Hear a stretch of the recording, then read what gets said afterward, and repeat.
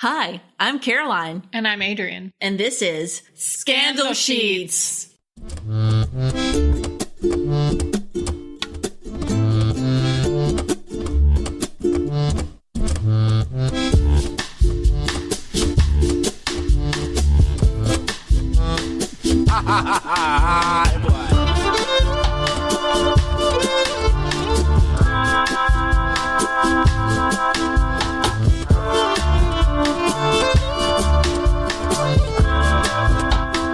Hello and welcome to Scandal Sheets, the podcast that explores the scandals of history along with the people and places associated with it. I am Caroline. And I'm Adrienne. And thank you for joining us for the podcast. We're here. I'm tired. I've been traveling all day for work, so my brain is not firing on all 10 cylinders. Is it 10? I think 8's the max. I don't know. I like pretty cars. I don't look inside them. It's inside them. It's more about the design. You're such an architect. Yeah, because I go to car shows and I'm usually one of the only women that's really into the cars and photographing them, and all the other ladies just look really pretty and kind of walk around. I know I sound really sexist right now, but it's kind of true. I'm way into the cars, but I don't know a whole lot about them. But after over all the years of me attending car shows, I feel like I'm a little bit more knowledgeable than I may otherwise be. And you just recently went to the Mercedes-Benz Museum in Germany, right? I did. And you appreciated that. Oh my God, it was excellent. But the building was architecturally stunning. The exhibit layout was very well done. And the collection was great. It wasn't overwhelming. You could take as little or as much time as you wanted into the details of the cars. And then, so you start at the top and work your way down. Oh. And you go around these ramps to get from one level down to the next. So it's like the Guggenheim. Outside. Yeah, exactly. Oh, okay. Except then there's no like interior light well, because the center is the showcase, like that's where they have the cars in the middle, and you like walk around the outside. Cool. But around the exterior walls there are like historical placards about, when you're moving from the old to the new, like it talks about what happened in the period of time between like when Benz and Mercedes? No. Mercedes actually was the name of the daughter of one of the car racers who raced the Daimler. Sorry. Daimler. That's right. Okay. Right. So this guy raced the cars and he convinced them to name it Mercedes. Okay. And I don't know if he convinced either Benz or Daimler because they didn't talk to each other. Okay. Yeah. And then the other one was, I want to say Maybach. That's probably not right. Anyway, I learned a lot, and so like my brain is saturated, but it was a good museum. That's cool. And yeah, it was like the Guggenheim. Which ironically fits into the subject of today's podcast. I did not plan that. So really? No, I did not at all. Well, when you say circular museum, right, with ramps, you always that's what you think about. Yeah, sure. Right. So today's subject is Frank Lloyd Wright and his numerous scandals. There's one specific scandal that a lot of people know about when they think about Frank Lloyd Wright. Some people might not know about it, but he also had a pretty scandalous life after that. You would know about it if you read the book Loving Frank. That's right. Which is good. Or the women, right? That's the other one. The T.C. Boyle one. Yeah. Sure. Yep. Mm-hmm. Yeah, there are two books that have recently, in the last decade, have come out about him. That if you're not much of a biography fan, check them out. They're more, I think, the Nancy Horan Loving Frank is more from a fiction based on historical fiction. Yeah. Right. Yeah. It was okay. I started reading it and didn't finish it in time to use it to contribute to this, but oh well. Okay. It happens. So we're going to go ahead and jump in to the main event. Frank Lloyd Wright was born on June 8th, 1867 in Richland Center, Wisconsin.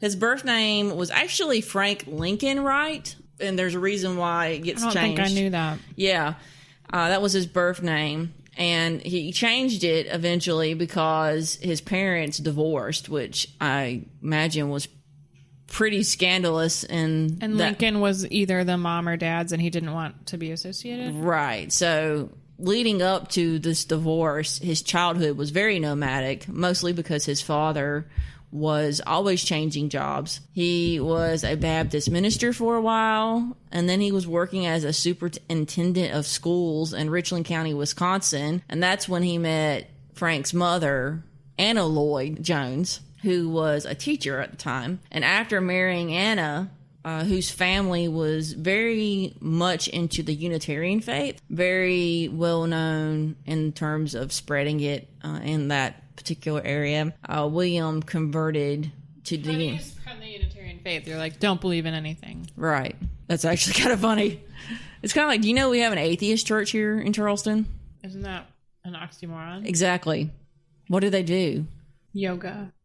Well, they just get together and talk about the absence of everything. I do yoga, but it's like spirit. I mean, they talk about the absence of everything, things, but it's not, or the absence of spiritual things. Religion, or I don't know. Yeah. So William Wright converted to the Unitarian faith and then proceeded to serve as a lawyer, a music teacher, and an orator at various times throughout his marriage to Anna. He was an orator, like, as a job? He just orator. Yeah, I guess he gave speeches. Yeah, I know. Sounds like he had ADHD, if you ask me. And I can say that because I have ADHD. So don't send me any nasty emails, people. Now, following Frank's birth in 1867. And say what? You're not being particularly sensitive about ADHD. I don't have to be sensitive about ADHD because I have ADHD. I see what you're saying. Yeah, so you get a pass. Yeah, I do get a pass. Okay. Speaking of that, I have not had my medication today, so there's no telling where this podcast is going to end up. I can kind of tell. So, following Frank's birth in 1867, the family moved to Weymouth, Massachusetts. So, I mean, you can't get any further away. I don't know where that is. Wisconsin, Massachusetts. That's well, you can get further away. You could, yeah. I guess you could be California and Maine. Key West and Wisconsin. Yeah, that works too. So, William was the minister of a small Unitarian congregation in Massachusetts, which apparently did not go very well, which I find interesting because that's like sort of the epicenter of Unitarianism. Wasn't it Massachusetts where Ralph Waldo Emerson lived? Yeah, Walden. It was Massachusetts. It was Massachusetts? I don't know. Somebody can correct us on that. Anywho, they eventually moved back to Wisconsin so they could be near Anna Lloyd Wright's family in Spring Green. And with the help of his in-laws, God love them, William Wright was able to obtain a position as secretary to the newly formed Unitarian Society in Madison, Wisconsin. Oh. Well, Madison is still pretty progressive, so maybe that. Okay. But by this time, there were some pretty significant cracks in the Wright marriage, and in 1881 William and Anna separated. Anna Lloyd Wright was fed up with William's inability to provide for his family. And how many kids were there?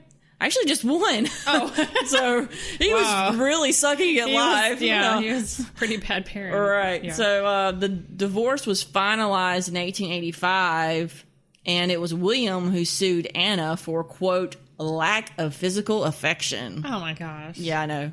Yeah, we won't even go there. So it was around this time that Frank changed his middle name to Lloyd after his mom's family. Good for him. So Frank and Anna were very close, and she played a major impact on his future profession as an architect. Now, apparently she declared while she was pregnant with Frank that he would grow up to build beautiful buildings.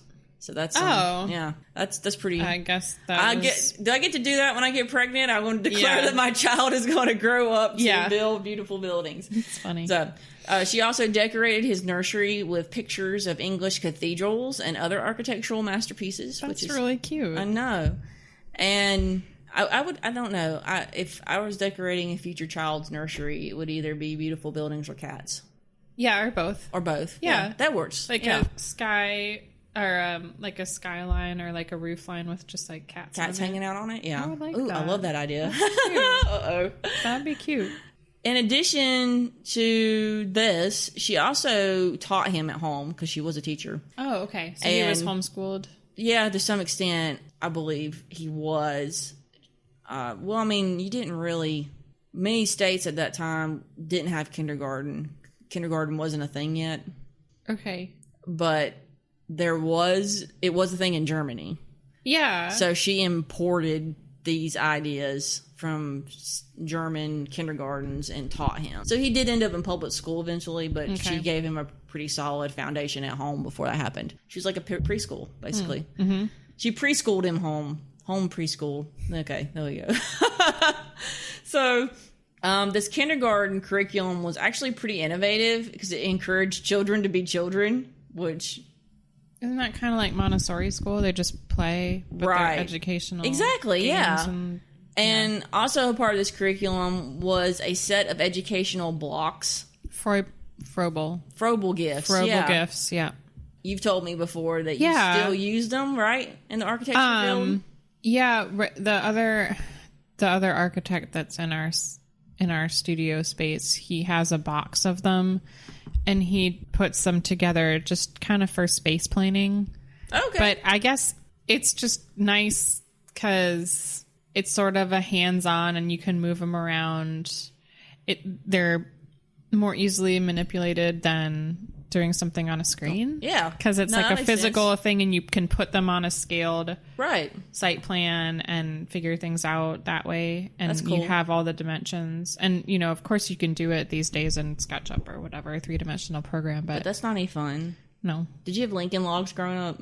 I did Legos. I didn't really do Lincoln Logs or what was the other one? Technics. Erector set? Yeah. I didn't have an erector set. I had Lincoln Logs and then I had Legos and then I mixed them together. I had Legos and I had the Brio train set, which I think Brio is Scandinavian, I think, or German. I don't know, but it's from somewhere over there. And so I would make a train path and then I would build Lego houses and that would be my town inside it was pretty cute. Anna was very encouraging to her son, and this seemed to shape his future pretty dramatically. Mm-hmm. He did attend Madison High School, although there is no record of his graduation. Really? Yeah. Does that mean he didn't graduate? I don't know. I mean, he went on to attend the University of Wisconsin in Madison as a, quote, special student, which I don't even know what that means. That indicates maybe he was auditing and that if he didn't have... I don't know if they would have required... I mean, it seems like well, no, didn't they have entrance exams originally? It didn't matter as long as you passed the entrance exam to college.